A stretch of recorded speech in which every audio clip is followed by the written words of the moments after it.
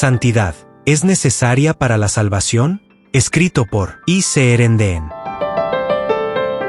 Santidad, ¿es necesaria para la salvación? Muestra el lugar vital que ocupa la santidad en el plan de Dios para su pueblo. Somos salvos por gracia, no por obras, sino para buenas obras. La santidad es el resultado de nacer de nuevo, por el Espíritu Santo, como don de la gracia de Dios. Esta transformación hace verdaderamente feliz a quien la posee, pues hace que su corazón y su vida reflejan cada vez más la gloria de Dios. Bienvenidos a esta audiolectura y no olvide suscribirse a nuestro canal y activar la campanita. Somos la Misión Bautista Reformada Girardota. Empecemos nuestra lectura. Contenido. Introducción. 1. ¿Qué es la santificación o santidad? 2. La necesidad de la santidad. 3. Conclusión. Introducción. El tema que tenemos delante es supremamente vital e importante. Ruego encarecidamente al lector que le preste la más seria y atenta consideración, si en verdad aprecia su salvación eterna. Segunda de Timoteo 4:2 nos manda: predica la palabra, insta a tiempo y fuera de tiempo, redarguye, reprende, exhorta con toda paciencia y doctrina.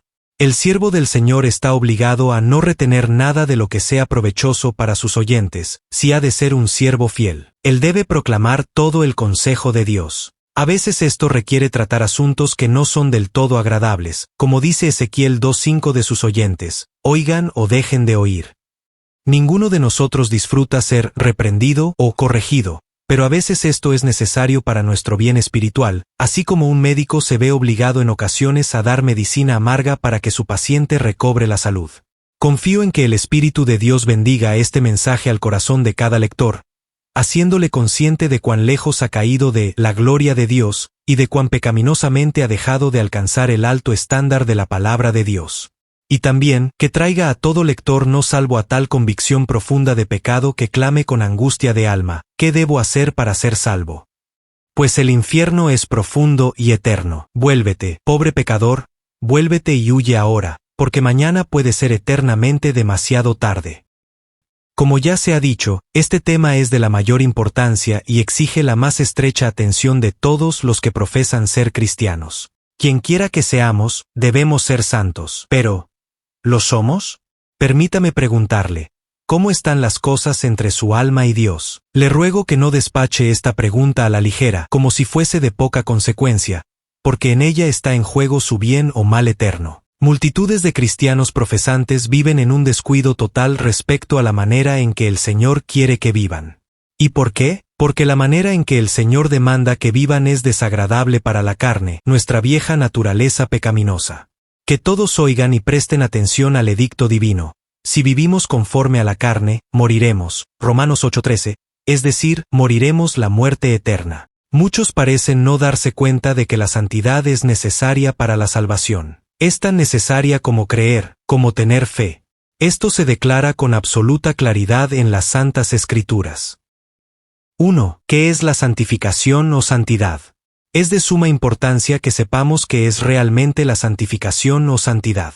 Arthur Pink la define así: la santificación evangélica es la santidad del corazón que nos lleva a amar a Dios supremamente, de modo que nos entreguemos enteramente a su servicio constante en todas las cosas, y a su disposición sobre nosotros como nuestro Señor absoluto, ya sea para prosperidad o adversidad, para vida o para muerte, y a amar a nuestro prójimo como a nosotros mismos.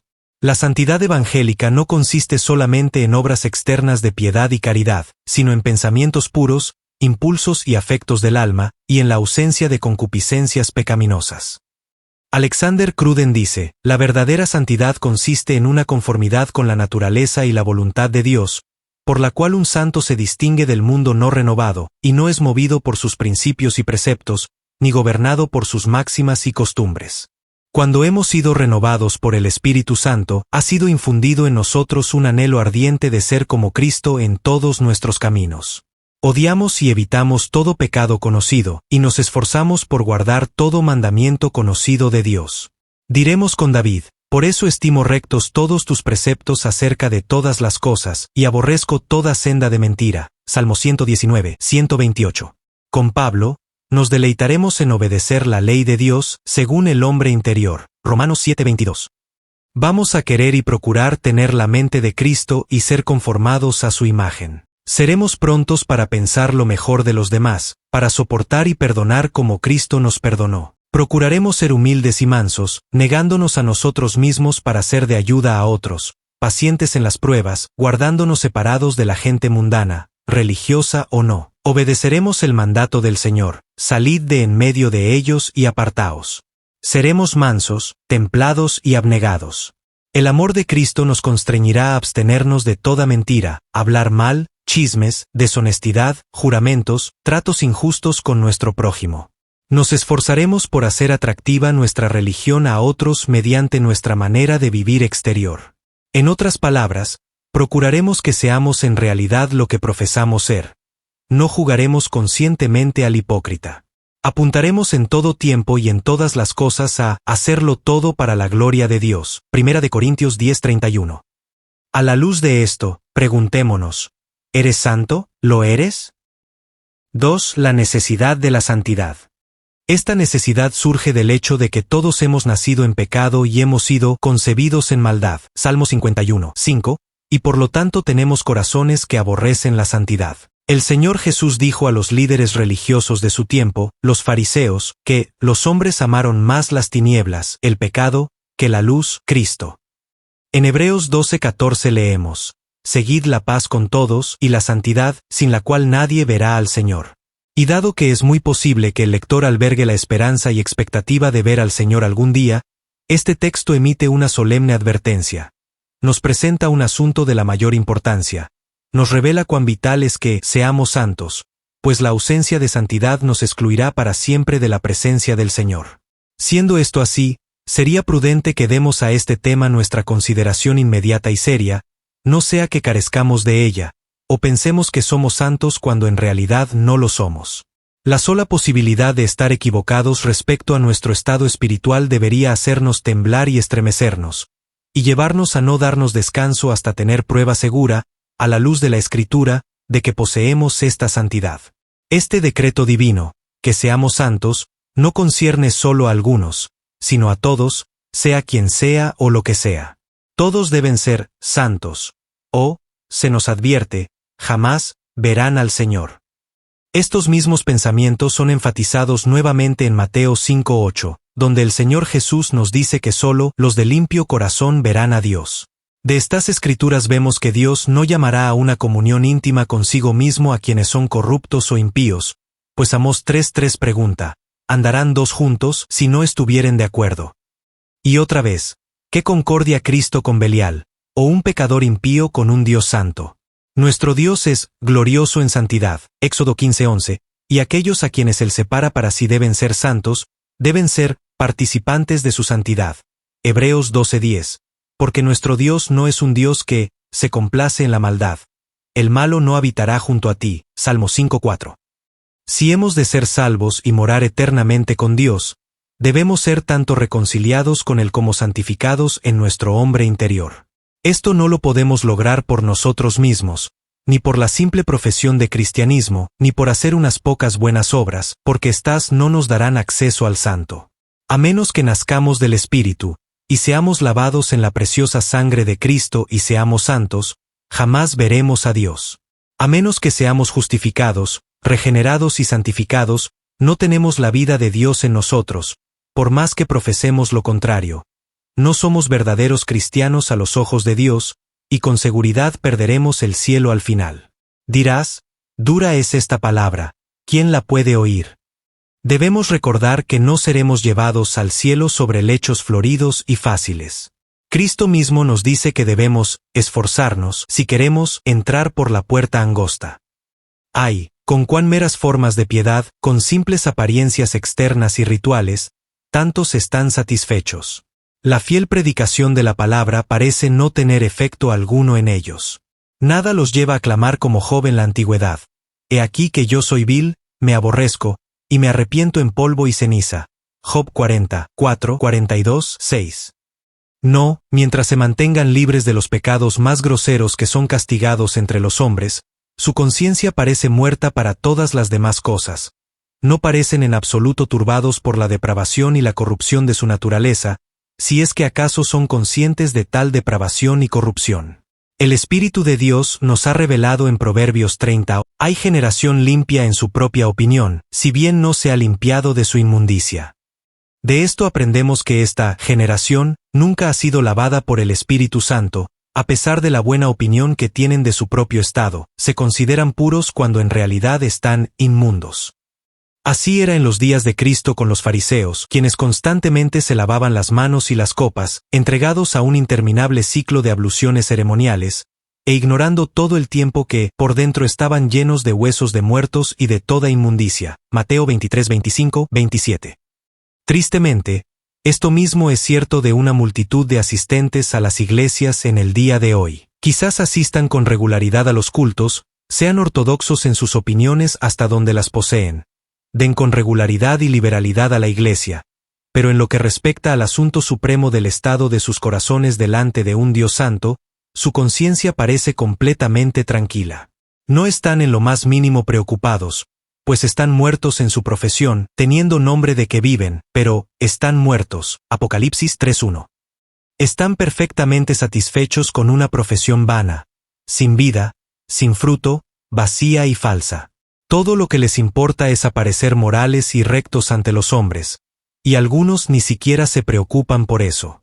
Ignoran por completo que Dios no se complace en sus prácticas externas a menos que el Espíritu de Santidad los santifique. Pero sabemos que con tales sacrificios Dios no se agrada, a menos que el corazón primero sea cambiado para ser conformado a la naturaleza y voluntad de Dios. Para que nuestras obras sean aceptables a Dios, deben brotar de un amor y deleite en hacer su voluntad de manera gozosa, sin rehusar ni murmurar contra ningún deber, como si fuese un yugo gravoso de llevar. Prestad atención. A menos que seamos purificados de la contaminación del pecado, así como absueltos de la culpa de él, jamás estaremos aptos para la comunión con Dios. Leemos en Apocalipsis 21-27, no entrará en ella ninguna cosa inmunda, o que hace abominación y mentira. Vemos entonces que la santidad personal es tan imperativa para la salvación como lo es el perdón de los pecados. ¿Somos conscientes de esto?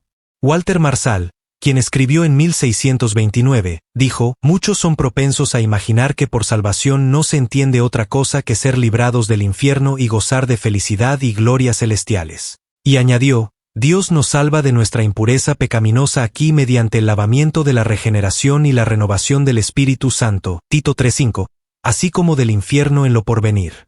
Cristo fue llamado Jesús, Salvador, porque Él salvará a su pueblo de sus pecados, Mateo 1:21. Por lo tanto, la liberación de nuestros pecados es parte de nuestra salvación, la cual comienza en esta vida con la justificación y la santificación, y se perfecciona en la glorificación en la vida venidera. Concluimos, entonces, que la santidad en esta vida es absolutamente necesaria para la salvación, no como el medio para el fin, sino como parte del mismo fin. Sin santidad nunca veremos a Dios, y somos tan indignos de su gloriosa presencia como los cerdos lo son de la cámara real de un rey terrenal.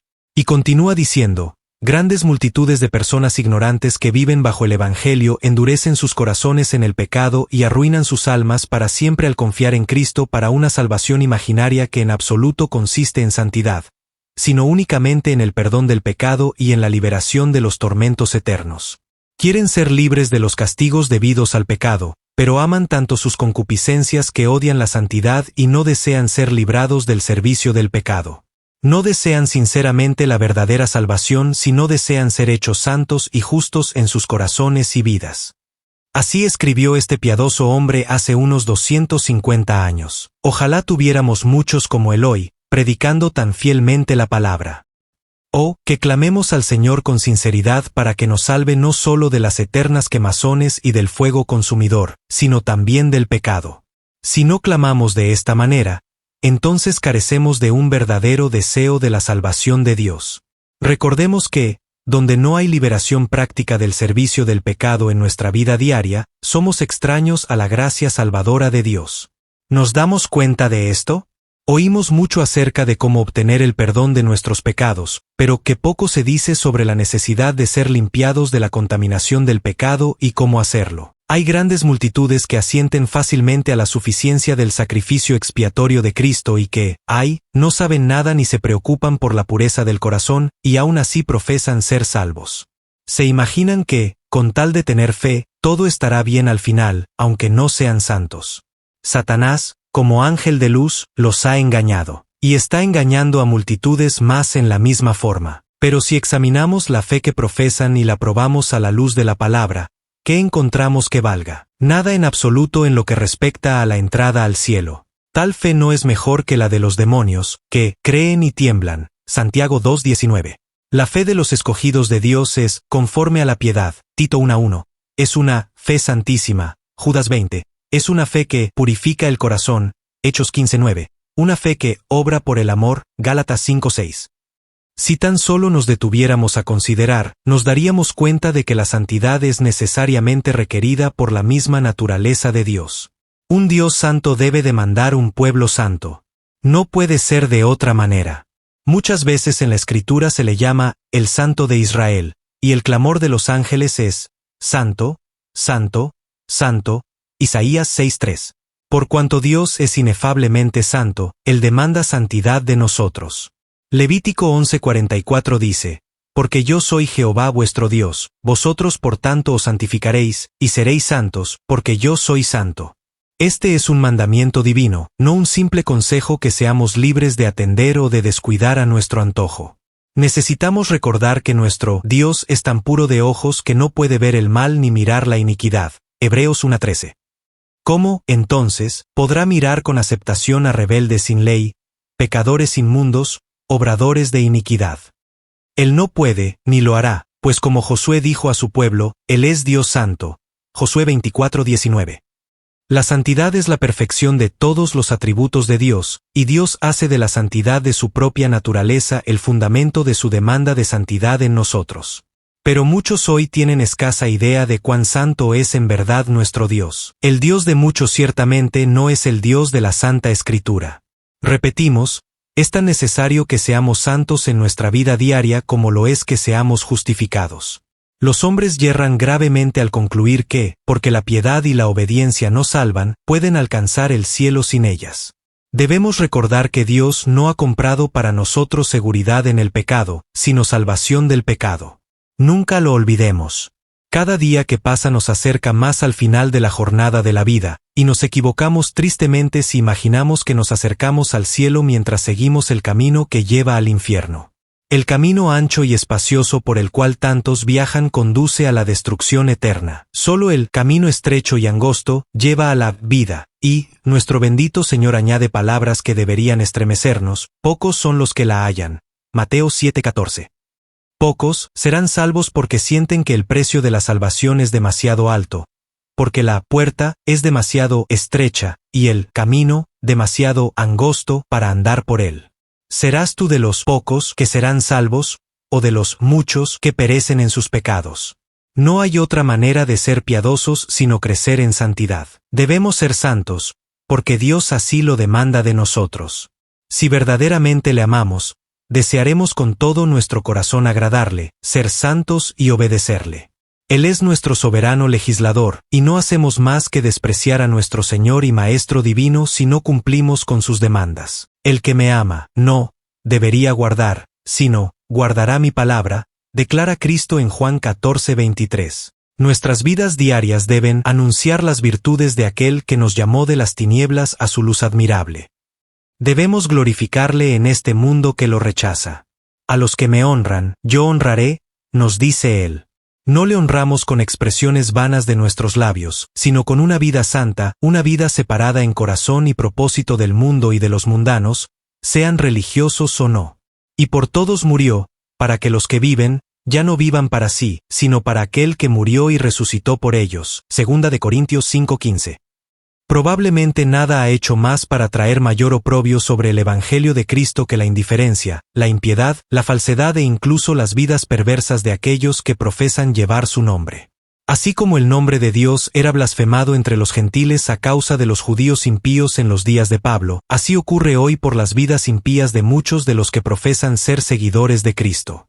Citamos al obispo J. C. Ryle, miro al mundo y veo que la mayor parte de él yace en maldad. Miro a los que profesan ser cristianos y veo que la vasta mayoría no tienen del cristianismo más que el nombre. Abro la Biblia y oigo al Espíritu decir, sin santidad nadie verá al Señor. Seguramente este texto debería llevarnos a considerar nuestros caminos y escudriñar nuestros corazones. Seguramente debería levantar en nosotros pensamientos solemnes y llevarnos a la oración.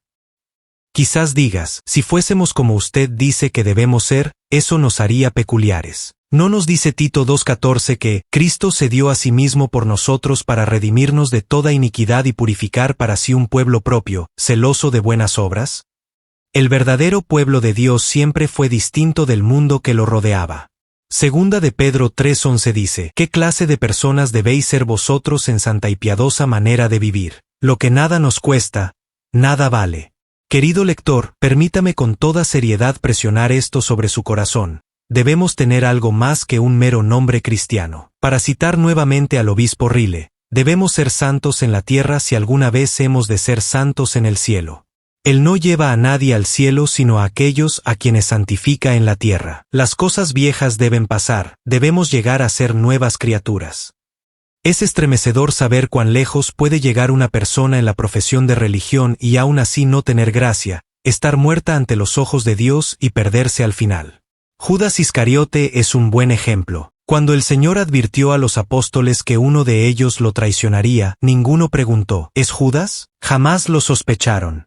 No nos contentemos con que Cristo haya obrado una obra de gracia en nuestros corazones, a menos que podamos mostrar evidencia clara de la obra del Espíritu Santo en nosotros. El obispo Rile también escribió, no me sitúo por encima de otros, y si alguien pregunta, ¿quién es usted para escribir de esta manera? Yo respondo, soy una criatura muy pobre en verdad, pero digo que no puedo leer la Biblia sin desear ver a muchos creyentes más espirituales, más santos, más sencillos de corazón, más celestiales, más entregados de lo que son ahora. Quiero ver entre los creyentes más del espíritu de peregrinos, una separación más decidida del mundo, una conversación, manera de vivir más evidentemente celestial, un andar más cercano con Dios. Ciertamente necesitamos en este día un estándar más alto de santidad, una santidad que distinguía a los santos de antaño. Nuestra plata se ha vuelto escoria, nuestra sal ha perdido su sabor. Estamos más que medio dormidos.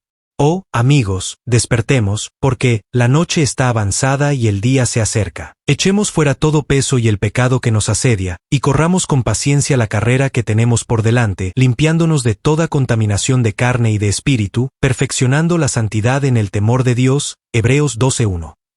A.W. Pink escribe, las condiciones en el mundo religioso están hoy tan bajas que las demandas de Dios se han rebajado, y el alto estándar de la palabra de Dios tan descuidado y tan poco enfatizado, que es realmente raro encontrar cristianos profesantes profundamente preocupados por su estado espiritual.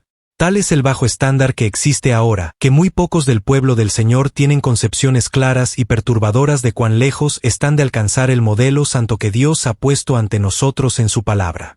Ideales tan débiles y defectuosos de vida cristiana prevalecen ahora, que aquellos que se libran de los pecados más groseros que el mundo condena están perfectamente tranquilos, y se imaginan que todo está bien, y por lo tanto, poco temor de Dios hay en sus almas. Nuestros sentidos y percepciones espirituales están tan embotados que casi cualquier cosa se considera aceptable delante de Dios. Muchos parecen pensar que son aceptados por Dios mientras sean exteriormente religiosos, morales, buenos ciudadanos y honestos. El Dr. Lloyd Jones, en su valiosa obra El Sermón del Monte, escribe, el Evangelio de Jesucristo se ocupa del corazón, el corazón es el tema central de su enseñanza. ¿Por qué? Porque el corazón es el centro de la personalidad, afecta las emociones, es la fuente de donde todo procede. Bienaventurados los de limpio corazón, no meramente en lo externo, sino en lo profundo de su ser y en la fuente de toda actividad. Los de limpio corazón son aquellos que lloran por la impureza de sus corazones. Ser limpio de corazón significa guardar el primer y gran mandamiento, que es, amarás al Señor tu Dios con todo tu corazón, con toda tu alma y con toda tu mente. Además, significa que debemos vivir para la gloria de Dios en todo aspecto, y que este debe ser el supremo deseo de nuestra vida. Significa que deseamos a Dios, que deseamos servirle, y nuestro Señor declara aquí que solo aquellos que así lo hacen, verán a Dios. Por eso digo que esta es una de las declaraciones más solemnizadoras de toda la Sagrada Escritura, y sin embargo los hombres y mujeres reducen esto a un pequeño asunto de decencia, de moralidad o de interés intelectual en las doctrinas de la fe cristiana.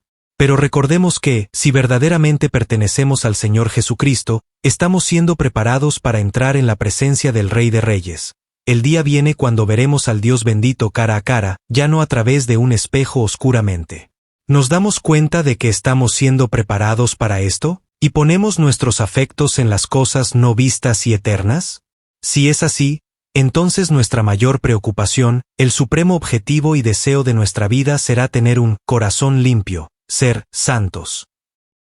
Conclusión. Primera de Juan 3:3 declara, y todo aquel que tiene esta esperanza en él, se purifica a sí mismo, así como él es puro. Ahora bien, un corazón puro no significa, ni puede significar, un corazón del cual todo pecado ha sido quitado. No fue así con Job, como ya hemos mencionado, quien dijo, he aquí que yo soy vil, Job 40:4. No fue así con Daniel, quien reconoció, y no quedó fuerza en mí, antes mi fuerza se me cambió en desfallecimiento, Daniel 10:8. Aun el piadoso Pablo, quien fue arrebatado hasta el tercer cielo y volvió otra vez, gemía diciendo, miserable de mí, Romanos 7:24. Cuando nacemos de nuevo en la regeneración, una nueva naturaleza o principio de vida nos es comunicado, el cual contiene en sí mismo deseos puros, intenciones puras. El temor de Dios es implantado, y el amor de Dios es derramado en nuestros corazones, y esto resulta en que nuestras almas suspiren por Dios, anhelando una plena conformidad a su santa voluntad, y un sincero y continuo deseo y empeño de agradarle en todas las cosas. Un corazón puro es aquel que aborrece la impureza, que odia y evita el pecado, que hace conciencia aún de imaginaciones y deseos insensatos y pecaminosos, y de toda mala obra. Es un corazón que se siente completamente insatisfecho consigo mismo por causa del orgullo, la incredulidad, la enemistad, los malos pensamientos, y porque con demasiada frecuencia se permite el pecado en la vida, y no se confiesa ni abandona pronta y humildemente. Nunca conoceremos la naturaleza del pecado de manera experimental hasta que entendamos lo que es la santidad. A. W. Pink escribe, la santidad en el cristiano es principalmente una cualidad moral que produce conformidad a la voluntad o ley divina, y mueve a su poseedor a proponerse la gloria de Dios en todas las cosas. Esto, y nada menos que esto, puede satisfacer los requerimientos divinos, y este es el mayor don que Dios concede a su pueblo.